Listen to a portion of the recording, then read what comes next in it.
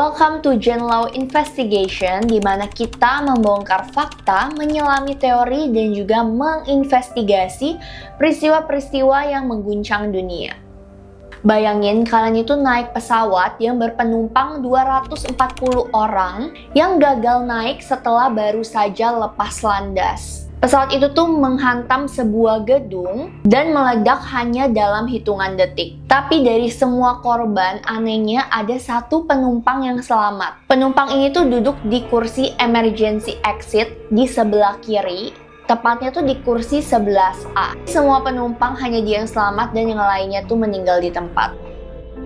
Jadi dari rekaman CCTV itu tertangkap bahwa pesawat ini tuh terbang rendah sebelum akhirnya dia tuh menghantam sebuah gedung dan terbakar. Yuk langsung aja kita masuk ke ceritanya. Hari itu Kamis 12 Juni 2025, cuaca di Ahmedabad yaitu bandara di India kala itu tuh cukup cerah, dimana mereka tuh akan menuju London pada hari itu. Di dalam kabin pesawat AI-171, semua tuh tampak seperti penerbangan biasa. Semua penumpang duduk di kursinya masing-masing dan termasuk salah satu penumpang yang bernama Vishwas Kumar Ramesh. Kita sebut aja dia dengan nama Ramesh. Yang pada hari itu pun masuk ke pesawat. Disambutlah si Ramesh sama si pramugari di sana. Selamat siang Pak, bisa saya lihat boarding pass-nya? Lalu si Ramesh pun memberikan boarding pass-nya ke si pramugari. Pramugari mengecek boarding pass-nya Ramesh dan menunjuk ke arah tempat duduknya. Lalu kata si pramugari ke si Ramesh, Bapak akan duduk di kursi 11A ya. Sebelumnya saya ingin pastikan dulu Bapak dalam kondisi yang sehat dan Bapak bersedia membantu membukakan pintu kalau terjadi evakuasi darurat. Pada saat itu, Ramesh menyanggupi dan duduklah dia di kursi persis di sebelah emergency exit. Siap, saya sanggup kok. Begitulah kata si Ramesh ke si pramugari. Diarahkannya lah Ramesh ke lorong pertama karena dia tuh bakal duduk di sisi sebelah kiri dari pesawat, tepat di sebelah emergency exit. Tepat pukul 13.39 waktu setempat, pesawat itu mengangkat roda dari landasan. Tapi beberapa detik kemudian, tidak sampai 1 menit, ada yang aneh dari pesawat itu. Gak lama setelah lepas landas dari bandara Ahmedabad, kapten dan kopilot mulai menyadari bahwa ada yang tidak beres. Ketinggian yang seharusnya naik malah stagnan dan kemudian mulai turun perlahan. Nah, dari kaca kokpit, mereka tuh mulai melihat gedung tinggi yang berdiri di jalur mereka. Jaraknya tuh makin dekat. Mereka tahu mereka tuh tidak sedang naik, namun mereka tuh sedang jatuh. Dengan suara tegang, kapten menekan tombol radio dan dunia luar mendengar suara terakhir mereka. Mayday, mayday, mayday, thrust not achieved, we're falling. Tak ada yang menyangka bahwa ini akan jadi penerbangan terakhir bagi sebagian dari mereka. Pesawat yang harusnya naik, tapi ini tuh terasa menggantung seperti tertahan di udara. Kenapa nggak naik-naik ya? Mungkin itu adalah pikiran penumpang, terutama mereka yang duduk di dekat jendela. Mereka melihat ke arah sayap pesawat, loh kok flap sayapnya mulai ketutup ya? Bukannya harusnya kebuka buat bantu pesawat naik. Mereka yang melihat keadaan flap pesawat kala itu mulai panik. Dan satu hal kesalahan besar lagi dapat dilihat dari rekaman CCTV bahwa roda pesawat itu masih terbuka saat pesawat itu sudah berada di udara. Nah, ini dia kita masuk ke 3 teori yang diyakini sebagai penyebab jatuhnya AI-171 itu. Tapi sebelum kita bahas kemungkinan-kemungkinan penyebabnya, ada satu hal penting yang harus kalian ngerti dulu, yaitu soal flap dan juga gear. Karena 2 komponen ini itu adalah yang penting atau inti dari semua teori yang beredar. Dan tenang, aku bakal jelasin hal ini tuh dengan teori yang awam, yang mudah banget kalian ngerti. Jadi please kalian dengerin baik-baik teori ini, karena supaya kalian tuh langsung connect dan ngerti inti dari semua teori yang kita bahas. Jadi yang pertama aku mau bahas apa itu flap. Jadi kalian bayangin dulu nih pesawat. Nah terus ini itu adalah sayapnya. Nah bayangin ini sayap pesawatnya. Sayap utama ini ada sayap kecil tambahan. Itu namanya tuh adalah flap di belakang sayap utamanya. Jadi kalau kalian pernah duduk di window seat dan di dekat sayap, itu tuh kalian tuh bakal lihat pas pesawat itu take off, itu tuh ada sayap kecil yang kebuka. Nah itu adalah si flapnya. Apa sih fungsi dari flap itu? Jadi flap ini tuh bantu pesawat itu tuh tetap naik pas lagi take off, tetap naik pelan, tapi bisa ngebantu dia pesawatnya tetap naik. Nah, analoginya flap itu kayak layar perahu. Kalau kamu buka layarnya lebar, angin tuh bisa dorong perahu pelan tapi tetap jalan. Tapi kalau kamu tutup, perahu itu bakal berhenti karena angin tidak lagi membantu perahu untuk melaju ke depan. Nah, itu yang terjadi kalau flap ditutup sebelum waktunya. Maka tidak ada yang membantu pesawat untuk naik ke atas. Kalau si flap ini ditutup terlalu cepat, maka daya angkat pesawat itu langsung drop. Nah sekarang aku mau jelasin apa itu landing gear. Jadi gear itu sebenarnya adalah si roda pesawatnya yang harus langsung ditutup setelah pesawat itu take off. Jadi kalau nggak ditutup, pesawat itu bakal bawa beban berat yang melawan angin. Analoginya tuh kayak gini, kamu lagi lari sambil bawa koper besar.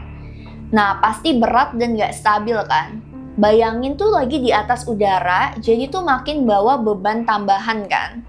Nah jadi setelah kalian ngerti cara kerja gear dan juga flap ini, kalian tuh bakal lebih mudah menangkap logika dari teori-teori yang beredar. Jadi yuk kita lanjut ke bagian inti investigasi ini. 3 kemungkinan utama kenapa pesawat AI-171 bisa jatuh. Yang pertama adalah salah tarik tuas atau human error. Di kokpit, tuas flap dan juga gear itu posisinya tuh berdekatan. Jadi kalau kopilot itu salah tarik, bisa jadi flap ketutup duluan, padahal mestinya tuh gear yang ditutup duluan. Akibatnya apa? Jadi daya angkatnya itu langsung drop dan pesawat itu nggak bisa naik ke atas. Nah itulah kondisi AI-171 di mana pesawat itu belum sempat menarik landing gear atau roda yang masih menggantung. Ini tuh seperti pesawat itu membawa beban yang berat buat naik. Tapi flapnya itu udah ditutup terlalu cepat.